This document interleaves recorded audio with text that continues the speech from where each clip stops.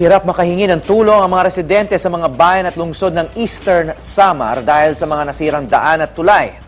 At ang panawagan nilang lahat ngayon, tubig, pagkain at damit na pampalit. May news to go si Katrina Son.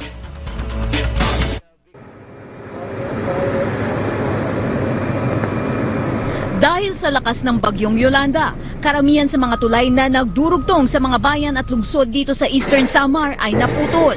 Pati mga daan, sira-sira. Kaya naman na-isolate ang ilan sa mga bayan. Dahil dito, hirap ang mga tao na makahingi ng tulong. Kung may mga tumutulong naman, ay hirap din silang marating ang mga lugar dito. Sa bayan ng Balangkayan, naabot sa 400 na mga bahay ang totally damaged. Karamihan walang naisalba.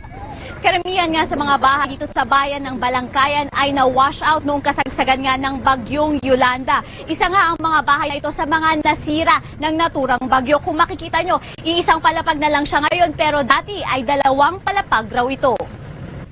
Ang bayan naman ng Hernani, ilang araw nang di mapuntahan. Dito 2 barangay ang animoy binura ng bagyong Yolanda. Ang lugar na ito nagmistulang ghost town, pati mga nicho inilipad.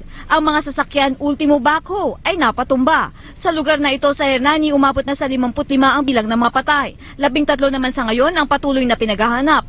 400 naman ang nangangailangan ng medical assistance. Panawagan ng lahat, tubig, pagkain at damit na pampalit. Mula sa Eastern Samar, Katrina Son, GMA News.